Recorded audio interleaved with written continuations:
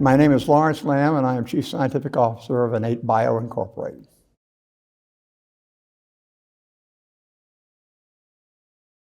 I work on gamma delta T cells, which I have been doing for the last 30 some odd years after an observation that I made as a postdoc showing that they, in high numbers, can actually eliminate residual cancer. In this case, acute myeloid leukemia, acute lymphoblastic leukemia in children. I followed this observation for throughout my academic career, both in leukemia patients and in brain tumor patients, and got to the point to where you need the industrial firepower to run clinical trials. And so I retired in 2019 as a professor of medicine, and I joined as co-founder of Innate Bio and spun up the manufacturing, the FDA applications, and now we have 3 clinical trials running, 2 in brain cancer and 1 in acute myeloid leukemia following transplant.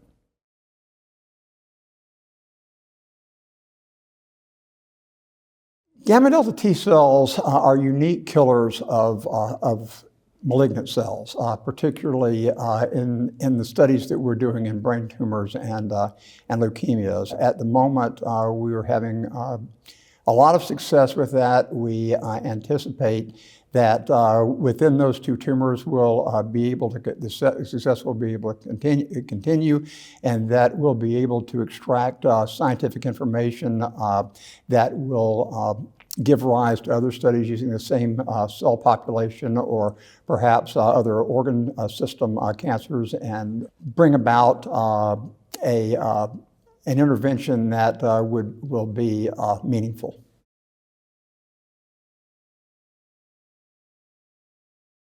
Well, the most interesting thing I learned was that the observations that I made as a postdoctoral fellow have been replicated in the clinical trial. It's no small thing.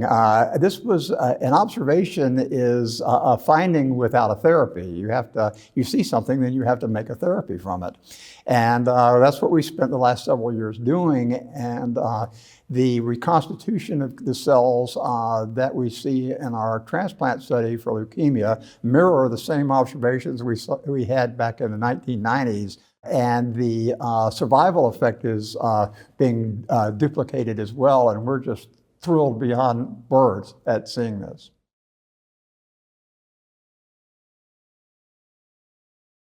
You know, I've been in and out as a member, primarily focusing on cancer and tumor immunology and transplant immunology, which is my field. But I saw the need to start looking more at basic science and basic principles, and looking a little wider at what people are doing, not just in cancer, but in infectious disease, and also the various analytical systems that are being developed. So that's been very helpful. It gets you back to your roots and to the starting point of where you can then work from. Also, I love seeing young people's work and just sort of trolling the posters.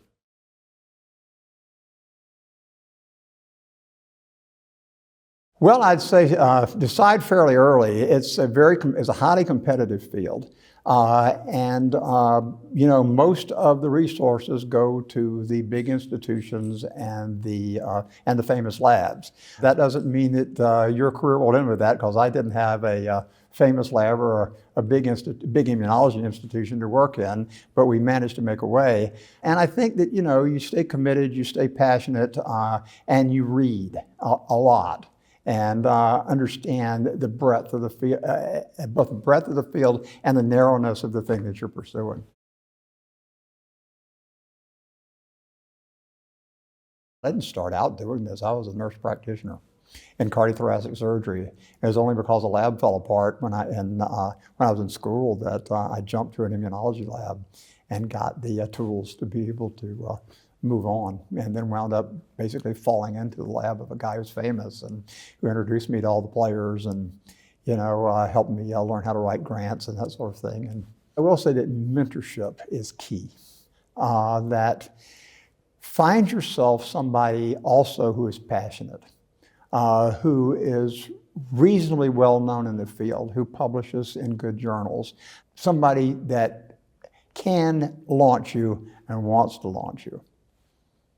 That was the greatest benefit that I had during my growing up years.